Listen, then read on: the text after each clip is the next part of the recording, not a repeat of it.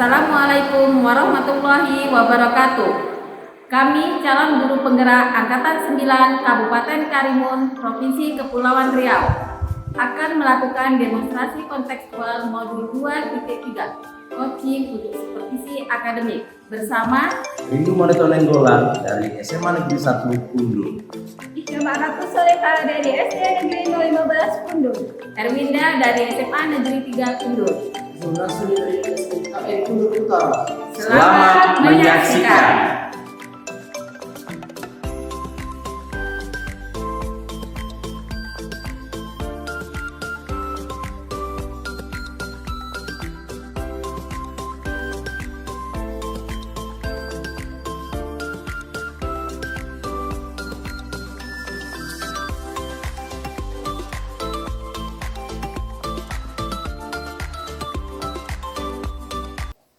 Selamat siang Pak. siang Ibu. Bagaimana kabarnya hari ini?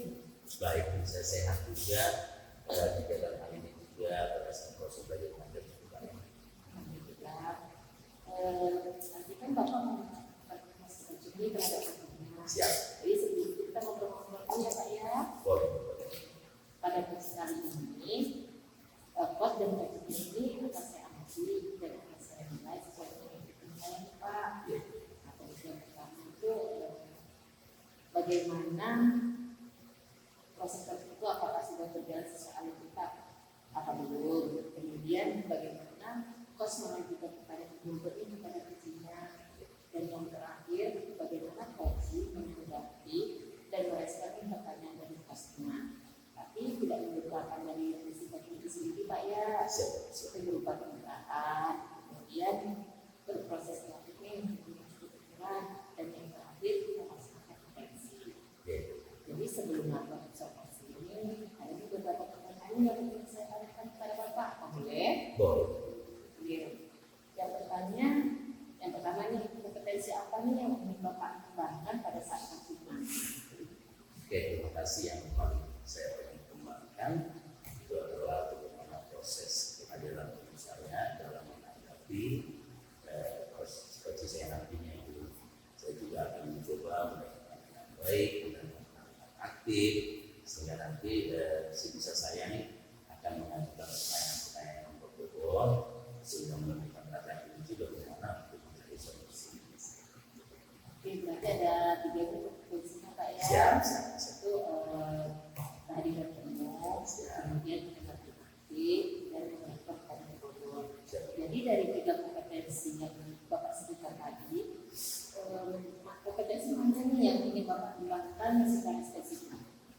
Yang pasti yang pertama itu saya menekankan kepada diri saya secara pribadi bagaimana saya memiliki presensi artinya bisa hadir secara utuh, berbicara penuh berdasarkan dan saya menyampaikan permasalahannya. Itu poin pertama. Yang kedua, saya juga akan mencoba mengajukan pertanyaan-pertanyaan yang berbobot sehingga coach saya menemukan solusi untuk permasalahan yang ada. Oke, berarti ada dulu Pak ya. Yang ini yang terakhir Pak, indikator apa ini yang ingin Bapak dapatkan dalam proses coaching nanti? Indikatornya ini berat pada poin bagaimana saya mampu memaksimalkan potensi yang ada pada diri coach saya sehingga dia mampu menggali potensi untuk menyelesaikan masalah melalui solusi yang dia pilih sendiri atau temukan sendiri seperti itu. Oke, berarti di sini Bapak ingin memasukkan prestasinya Siap. ya. Yang baik Pak, terima kasih nih atas jawaban yang Bapak berikan. Mudah-mudahan nanti proses coaching ini berjalan dengan lancar dan baik. Jadi silakan Pak, melakukan proses coaching. Terima kasih. Selamat siang Ibu Ida. Silakan Ibu. Apa kabarnya hari ini? Alhamdulillah baik Pak.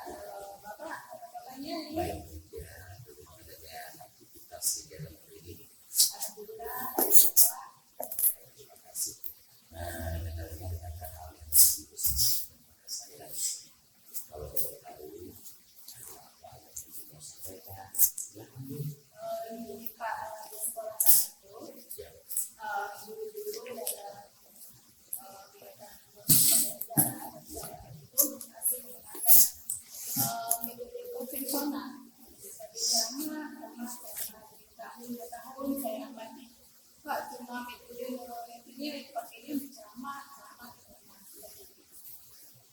Jadi kalau saya katakan tadi, apa itu rasakan di situasional di sekolah itu, bahwa ternyata banyak guru-guru yang tadi mengajarnya masih menggunakan metode lama konvensional, artinya satu arah, dia tidak ada perbedaan siswa, bisa jadi membuat siswa menjadi tidak nyaman atau mencapai keberhasilan tidak hebat seperti itu.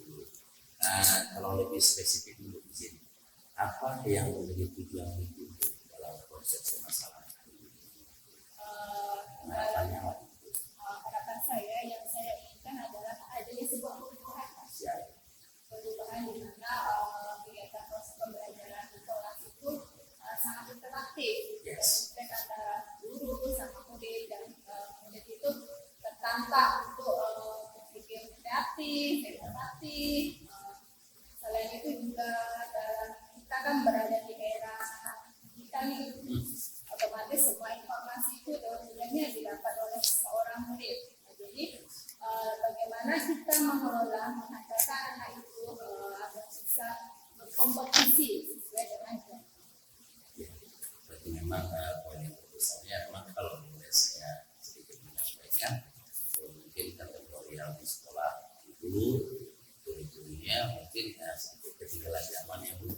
Padahal di era kita seperti ini ada pendidikan secara akademik, guru-guru profesional itu harus cekatan dan teknologi. Ini dia kalau boleh tahu ini secara skala yang dijelaskan 10 itu menurut Bu Rida, yang Bu Rida nih sekarang itu skala berapa teman-teman Bapak Ibu guru yang ada di sekolah? Kalau saya amati ya Pak, bisa dikatakan sekolah di kaki itu dikategorikan dengan skala atau level 5. 5 ya. Setelah kita tahu nih standarisasinya sekarang secara penilaian itu sendiri di level 5 untuk ke depan secara target percepatan tuh pengharapannya kita ke skala berapa? Harapan saya untuk mereka, karena saya ingin melakukan perubahan. Saya tidak terlalu menargetnya target terlalu tinggi, setidaknya akan itulah untuk memaksimalkan perubahan yang akan saya lakukan. Mengingat dan menimbang di sekolah saya itu banyak guru-guru senior. Iya. Jadi dari 5 tadi ingin ada perubahan, itu berarti titik berarti ada 2 titik poin tuh naik. Oke, thank you, terima kasih Bu. Nah, terus apa yang akan dilakukan atau apa rencana Ibu atau strategi Ibu sehingga dari titik 5 itu menjadi perubahan di 7 harapan kita segitu. Rencana atau langkah yang akan saya lakukan itu tidaknya melakukan kegiatan mentoring sama teman sejawat. Saya bisa berkolaborasi dengan teman sejawat yang lebih tahu IT. Setelah itu saya akan ini Pak, membuat video face to face antara teman sejawat. Kenapa, latar belakang apa guru-guru itu tidak bisa mengembangkan potensinya sesuai perkembangan zaman kita. Kita kan belajar di IT. Kita belum bisa menggunakan PowerPoint, visi, PPT, itu kenapa? Dari situ kan bisa diambil gambaran. Jadi sampai memahami, jadi mungkin akan dilakukan ke depan, dibuatkan waktu pendekatan persuasif, baik itu secara personal maupun secara kelompok.